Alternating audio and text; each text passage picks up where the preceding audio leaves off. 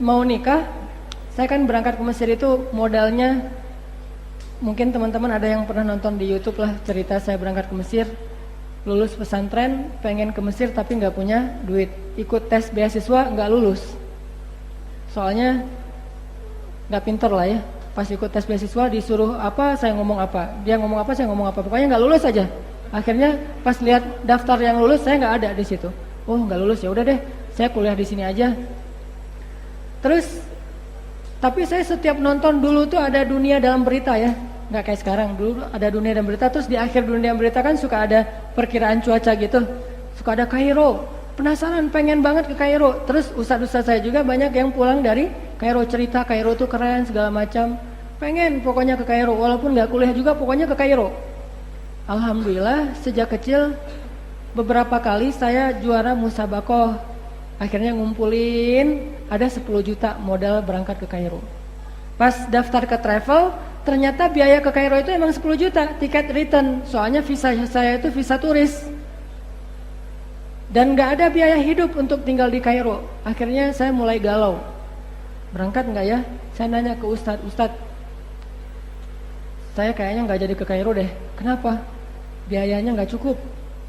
Berapa emang? Adanya cuma untuk ongkos tiket doang, gak ada biaya hidup, gak kenal siapa-siapa, gak ada beasiswa. Ustadz saya cuma ngasih satu nasihat yang sampai hari ini saya ingat. Apa kata Ustadz saya? Nan, kamu percaya nggak Allah di Indonesia sama Allah di Mesir itu sama? Ya iya dong Ustadz, masa Allahnya beda? Nah sekarang Ustadz tanya, yang ngasih kamu makan di Indonesia siapa? Kan nggak mungkin kalau udah gitu saya bilang orang kan ya, atau orang tua. Allah dong Ustadz. Ya udah kalau Allahnya sama, Allah yang ngasih kamu makan di Indonesia, Allah juga yang ngasih kamu makan di Mesir. Ya juga ya. Kamu di Indonesia punya keluarga? Punya, orang tua, keluarga semuanya. Cuma satu doang yang belum punya, dia. Cuman saya nggak ngomong kayak gitu. Terus kata ustadz saya, ya udah berarti nanti Allah juga yang akan ngasih kamu keluarga di Mesir. Alam yajidka yatiman fa'awa wa wajadaka dhallam fahada wa wajadaka ailan fa'aghna. Allah yang kasih, Allah yang memberikan perlindungan, Allah yang ngasih kecukupan, Allah yang ngasih keluarga bernaung. Berangkat aja, Allahnya sama kok. Oh iya ya, benar. Daftarlah saya tuh berangkat ke Mesir, gak bawa uang sama sekali. Di kantong saya tuh 0. Sampai di Mesir, alhamdulillah hari pertama saya daftar di Al-Azhar, dites lagi tuh. Coba kamu dari mana? Indonesia. Oh Indonesia. Kamu bisa ngaji? Soalnya bagi orang Mesir, orang selain Arab kayaknya susah kalau mau ngaji. Dites, bisa ngaji nggak? Dikit-dikit. Coba kamu ngaji. Alhamdulillah saya baca sebaik yang saya bisa. Dia nangis, baper.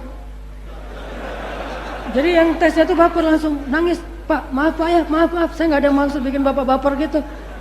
Terus enggak. Masya Allah, barakallah. Dia senang banget dengan tilawah saya. Akhirnya ya udah, kamu dapat beasiswa. Saya curang di situ. Oh enak gini dapat beasiswa. Daftar lagi tuh ke lembaga-lembaga pemberi beasiswa di tempat lain. Akhirnya saya dapat beasiswa 3 lembaga sekaligus. Coba bayangin. Teman-teman yang lulus beasiswa di Indonesia cuma dapat 1. Saya yang lulusnya di sana dapatnya 3. Saya akhirnya tinggal di 3 tempat tinggal. 1 di asrama, 1 lagi di dekat Sungai Nil, biar bisa ngelamun di depan sungai, view Nil view gitu ya. Dan 1 lagi tinggal di pedesaan, biar saya dapat suasana Arab pedalaman. Dan di pedesaan itu saya ada pengalaman unik banget. Di dekat rumah saya itu ada kandang keledai. Dan kita tahu kan hadis kata Nabi, kalau kalian mendengar suara anjing atau suara keledai, maka berta'awuzlah karena itu ada setan ya, anjing sama keledai. Kalau di Indonesia nggak populer keledainya karena nggak ada. Jadi populernya anjing. Kalau kalian mendengar suara ayam, berarti itu malaikat. Jadi setiap kali ada keledai di sebelah rumah saya bersuara panjang, saya langsung ta'awuz. Auzubillahi minasyaitonirrajim, auzubillahi minasyaitonirrajim. Jangan-jangan ada setan nih, ada zombie gitu ya. Jangan-jangan tren tubusan gitu kan. Wah, Jangan-jangan ada setan. Ternyata si keledainya teh nggak berhenti suaranya, terus aja gitu. Akhirnya saya bosan kan, keganggu sama suara keledai, saya pergi. Pas saya pergi dia berhenti coba. Aneh kan ya? Wah, saya tanya ini setannya siapa nih kok gitu gini? Saya tahu dia nggak berhenti, saya pergi berhenti dia. Ini artinya saya punya tempat tinggal 3 di Mesir. Alhamdulillah nikmat hidupnya. Tapi namanya mahasiswa kadang-kadang masih jomblo gitu, hidup nggak jelas, makan sehari 3 kali makan di restoran foya-foya awal bulan.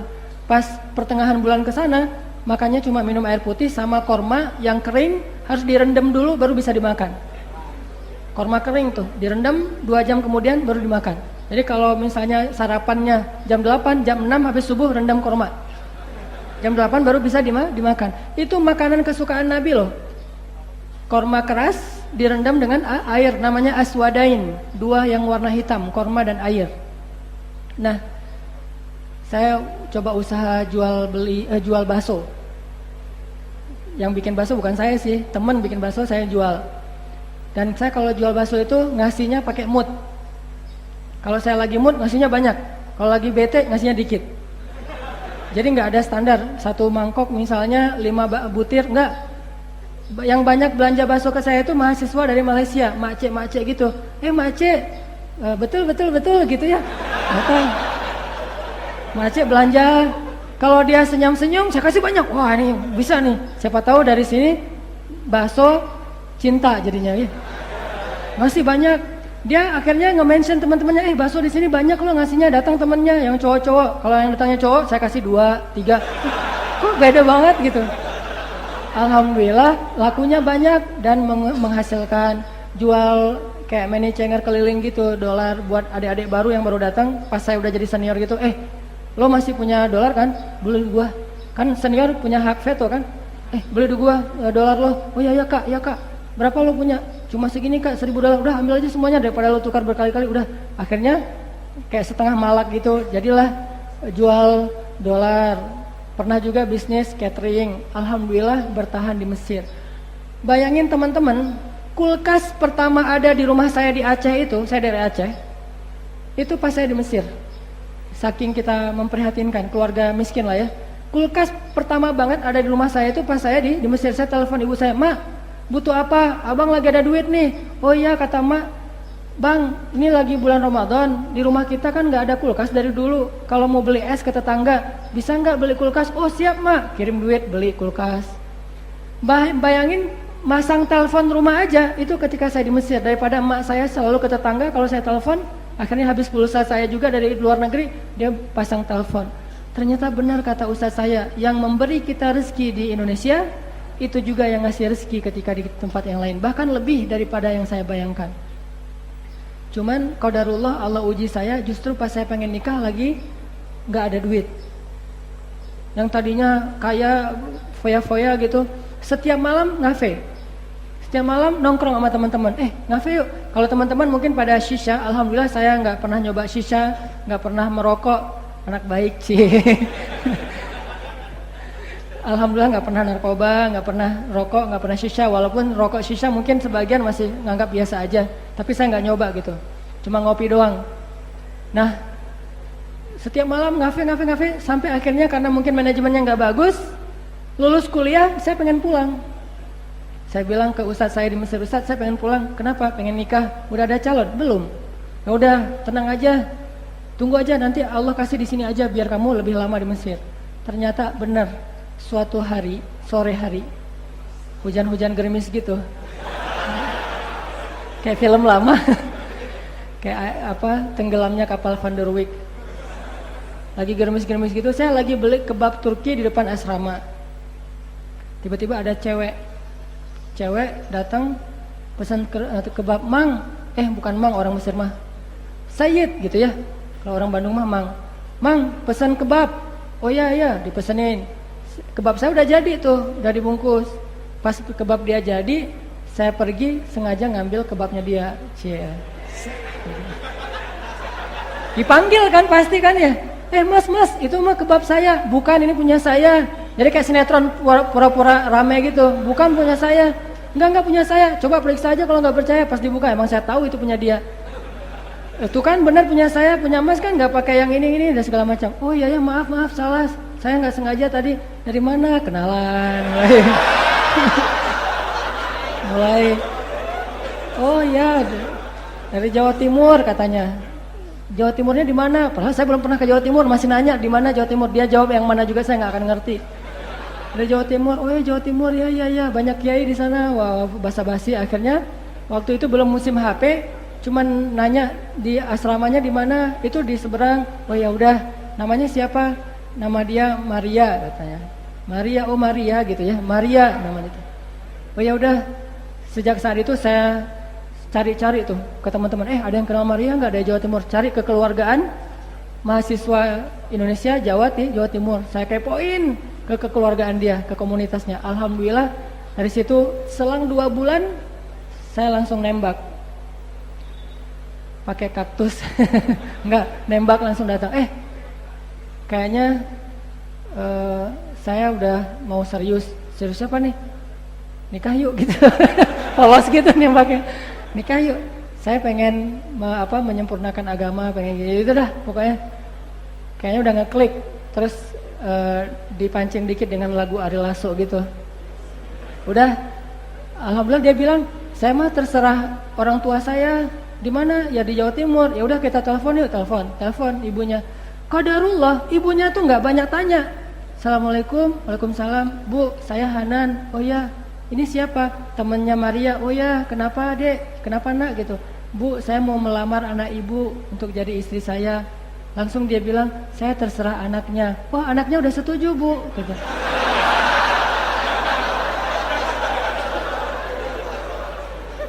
Anaknya udah setuju bu. Oh ya udah kalau gitu ya. Jadi bisa ya bu, siap ya bu, boleh ya bu. Terus aja ditodong-todong gitu. Ibunya akhirnya bilang iya, alhamdulillah. Saya lupa pula, saya bilang assalamualaikum, langsung tutup aja teleponnya. Dia juga kaget pastinya. Alhamdulillah beres dari situ saya haji, tapi maharnya saya pinjem. Pas udah deal, baru saya bilang ke dia, tapi saya nggak punya modal.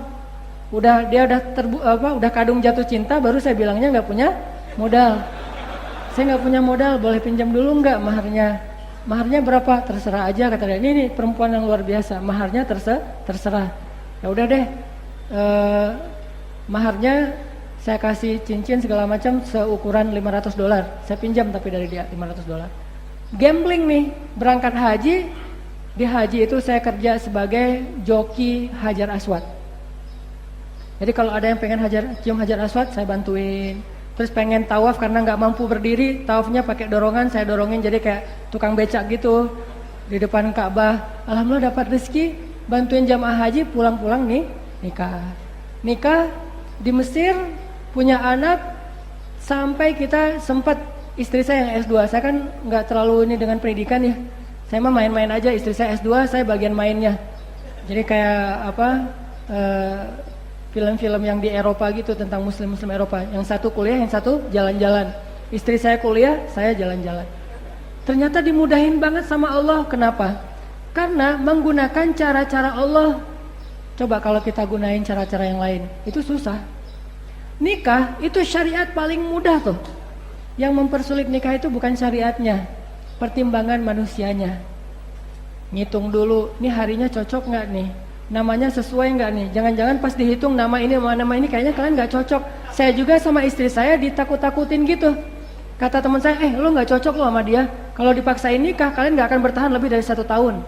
Saya makin digituin, makin penasaran. Ya udah, gua nikah aja. Kita lihat aja nanti bisa bertahan nggak lebih dari 1 tahun. Ternyata sekarang udah lebih dari 10 tahun. Jadi yang mempersulit syariat itu bukan Allah, justru kitanya dengan pertimbangan-pertimbangan kita. Mikirin hari nikahnya, mikirin kadang-kadang kan kalau datang ke calon mertua suka ditanya kerja di mana dek, gitu kan ya. Padahal betapa banyak orang yang menikah itu nggak punya modal, tapi Allah mudahkan justru setelah menikah. Karena kalau kita belum nikah, rezeki kita itu cuma jatah kita doang. Tapi kalau udah nikah, jadi 2 orang yang punya jatah rezeki sehingga Allah mudahkan. Habis saya nikah, saya ditawarin ngambil rekaman di TV Mesir. Jadi saya ikut audisi gitu ya, ngantri terus cerita masa lalu gitu biar baper gitu ya. Udah selesai itu ikut audisi, Dari sekian ratus yang ikut audisi, alhamdulillah diambil 10 orang terbaik dan saya masuk 10 besar. Ambil rekaman di TV, itu semuanya terjadi setelah menikah. Ada aja rezeki dari Allah SWT. Sebetulnya ini penting buat calon-calon mertua, gak usah khawatir. Karena Allah gak bakalan mengecewakan hamba yang pengen menjalankan syariat Allah. Gak ada orang yang gara-gara pengen beribadah kepada Allah terus hidupnya jadi susah, itu gak ada. Termasuk menikah itu adalah ibadah syariat. Gak mungkin jadi susah gara-gara pernikahan, gak mungkin. Jadi kalau kita ngomongin nikah itu jangan cuma yang dibicarain bayar listrik, bayar air, tunggakan sekolah anak. Bukan itu. Kalau nikah itu banyak yang lebih seru daripada sekedar bayar listrik. Bayar listrik mah sebulan sekali. Sedangkan 29 hari selama sebulan itu ngapain? Cinta. Nikah itu syariat yang udah selain mudah, nyaman, pahalanya tuh luar biasa. Memandang wajah istri aja berpahala, bayangin. Makanya orang yang udah menikah sekedar ngelihat wajah istrinya, bagi orang yang masih jomblo itu kayak sholat 2 rakaat loh. Kalau masih jomblo, lu lagi ngapain? Lagi sholat di masjid 2 rakaat. Terus lu lagi ngapain? Enggak, lagi nongkrong doang sama istri. Enggak, sholat duha lo. Enggak, udah ngelihat wajah istri. Ngelihat wajah istri juga pahalanya kayak sholat 2 rakaat. Walaupun tetap tidak menggugurkan perintah untuk sholat duha, tapi tetap pahalanya luar biasa. Nikah, ucapannya juga berpahala. Kayak saya lagi jalan sama istri, atau lagi makan berdua. Saya kalau lagi makan sama istri itu suka 1 piring, nggak mau 2 piring. Gelas juga 1. Jadi kalau udah nikah tuh di rumah gelasnya cuma 1 aja. Karena Nabi SAW kalau minum itu pasti bekas dari bibirnya Aisyah. Jadi kalau ada gelas, Aisyah minum, Rasul dulu, Aisyah dulu. Akhirnya Aisyah minum. Nabi perhatiin, oh itu bagian bibirnya. Dicari sama Nabi, Nabi minum dari bagian bekas bibirnya Aisyah. Sekarang orang bid'ah. Bid'ahnya gimana? Di rumah gelasnya ada 2, papa, mama. Itu minum bid'ah. Kalau minum yang sunnah, tidak ada gelas papa mama, yang ada gelas kita. Gak ada papa mama, adanya gelasnya kita gitu. Dan love. Satu kalau lagi makan, istri 1 piring 1 gelas, istri saya duluan makan, saya perhatiin aja, ngeliatin. Terus dia bilang, ngapain sih ngeliat orang kayak gitu? Enggak, saya lagi heran. Heran kenapa? Iya, saya kayak ngeliat, baru tahu ada bidadari makan makanan manusia. Wih, jangan soal apaan sih segala macam. Ini gombal-gombal yang beda dengan Andre Taulani ya. Kan kalau yang standar mah, ayah kamu tukang las ya? Kok tahu gitu ya? Nyasar gitu, lagi nyetir mobil, nyasar. Nih kita kayaknya salah jalan deh. Iya ya, salah jalan ya. Ya kalau saya sama kamu, aku suka salah jalan aja. Kenapa emang? Soalnya pengennya ke hati kamu. Kalau udah nikah bisa kayak gitu. Kalau belum nikah kayak gitu, nggak nambah pahala, nambah musibah. Tapi kalau udah nikah kayak gitu dan kita mengatakannya dengan hati, itu nggak perlu dihafal dari Google ya, nggak perlu googling. Udah aja improvisasi sesuai dengan apa yang kita rasain, dan itu pahala yang luar biasa. Syariat, buat saya pernikahan itu menjadi bukti bahwa syariat Allah itu mudah banget. Begitu juga dengan syariat yang lain. Semua syariat Allah itu mudah. Salah satunya adalah pernikahan. Bayangin, sesederhana akad nikah itu bisa mengubah status orang yang tadinya bersentuhan aja nggak boleh, tiba-tiba boleh ngapa-ngapain aja boleh. Bayangin, cuma akad doang tuh. Dan akad itu dimudahin banget sama Allah. Kalau nggak bisa pakai bahasa Arab, boleh pakai bahasa Indonesia. Kalau takut lupa, boleh baca teks kan? Saya aja nikah pakai teks. Kenapa? Nggak mau 2 kali daripada nggak seru akadnya 2 kali. Mending saya pakai teks gitu, baca teksnya. Saya terima nikahnya segala macam. Dimudahin sama Allah. Begitu kita selesai mengatakan saya terima nikahnya sampai sah, maka berubahlah status yang tadi hampir semuanya haram menjadi hampir semuanya halal. Mudah kan? Coba. Yang mempersulit itu siapa? Kita sendiri.